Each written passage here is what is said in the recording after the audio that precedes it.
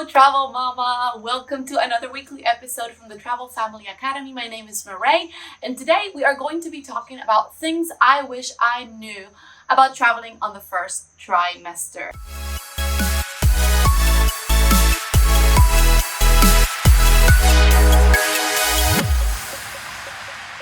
So, if you're brand new here, I love for you to know about us. We are the Travel Family Academy. We are two families that united forces to help other parents or future parents around the world get ready to continue their life of travels or start their life of travel when they have kids. We always loved traveling, and we hated hearing from everybody when we were pregnant that now the kids were coming, we needed to settle down or needed to slow down or needed to stop traveling, because we deeply down felt that traveling with children is enriching for the entire family and traveling is the best education we can offer our kids.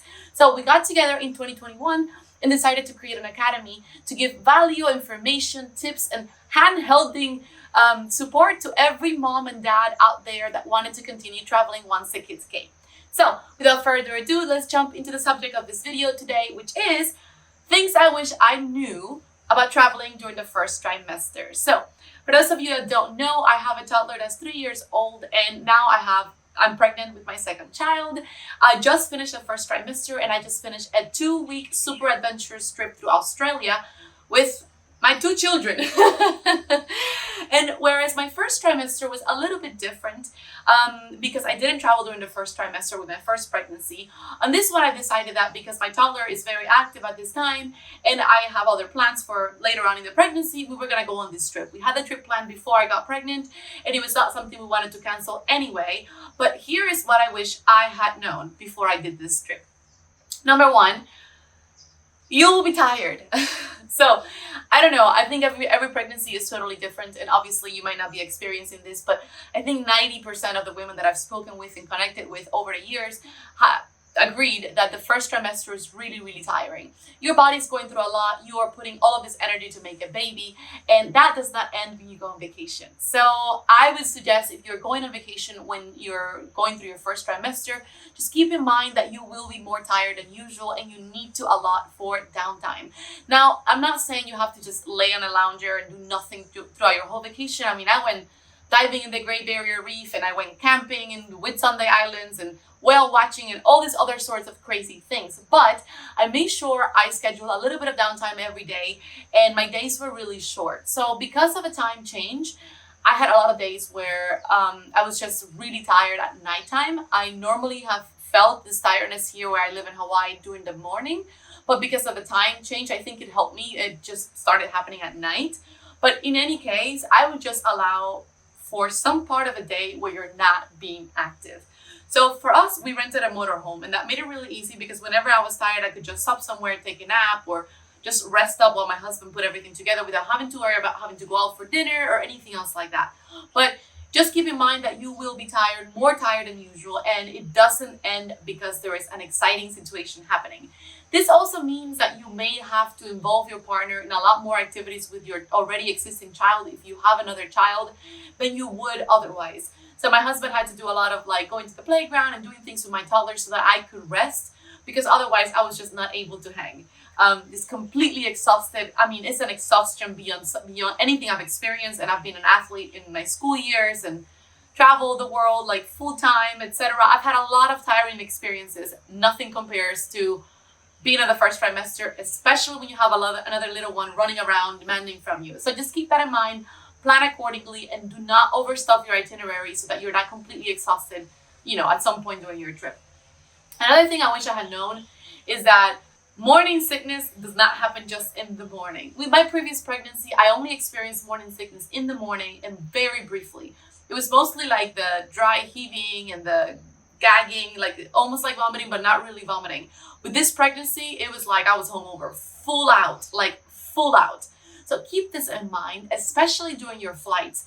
Keep in mind that a lot of protein will help you feel less sick, and eating often, not a lot, but often, will help you feel less sick. So keep this in mind as well when you think about what country you're going to be visiting or what destination.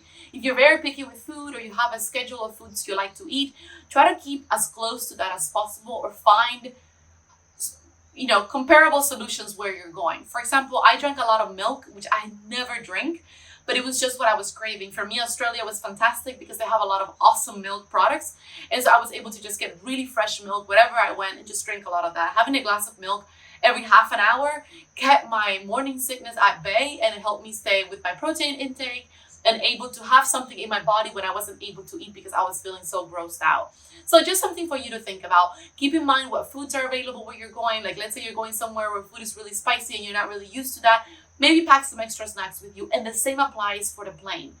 Bring enough snacks to where you know you're going to have enough to eat on that flight without having to depend on airline food. It's something that I'm so thankful I did for this flight. I mean, my snack bag was like the size of life. It was literally heavier than our carry-on. But I didn't care. I was like, if I have to pay for it, I'll pay for it extra. I just don't want to be at the plane and not have anything to eat. I remember I even pre-bought my meals for the first leg of the flight, and it was horrendous. My body was not handling airplane food at all.